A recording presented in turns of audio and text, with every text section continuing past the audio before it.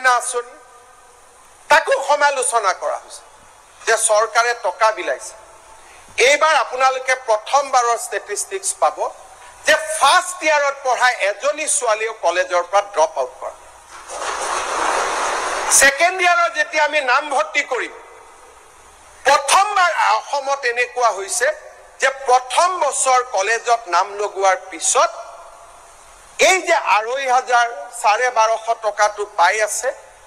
অহা যোৱা কৰিব পাৰিছে দেউতাক মাকৰ ছোৱালী খুব সংবেদনশীল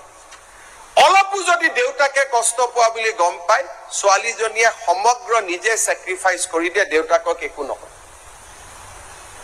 নাৰীৰ সংবেদনশীলতা ছোৱালীৰ সংবেদনশীলতা এজনী ছোৱালীয়ে যদি কৰবাত গম পায়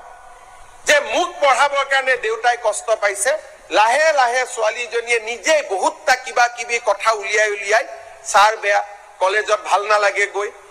তাই নিজে পৰিবেশ এটা নিৰ্মাণ কৰে যাতে মই বিয়া হৈ ওলাই যাব পাৰো সেই কাৰণে এই নাৰী শক্তিক আমি মা বুলি কওঁ দিস ইজ দা ওয়াৰ্ড এই সংবেদনশীলতাক আমি সম্মান কৰো আৰু আজি নিযুত মইনা আঁচনিটোৰ কাৰণে এই বছৰ এগৰাকী ছোৱালীও ড্ৰপ আউট কৰা নাই টকাৰ অসুবিধাৰ কাৰণে ছোৱালী ড্ৰপ হোৱাৰ এটা নাম মোক আনি দিও ক্লাস 11 ডিগ্ৰী ফাৰ্ষ্ট ইয়াৰৰ পোষ্ট গ্ৰেজুৱেট ফাৰ্ষ্ট ইয়াৰৰ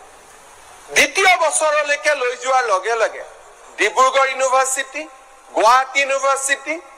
কলেজ বিলাকত ৰঙিয়া যাতে আমাৰ অসমৰ বদনাম নহয় পোষ্ট গ্ৰেজুৱেট সেলফ ফাইনেন্সিং স্কিমত এইবাৰ আমি সেই ছোৱালী কেইগৰাকীকো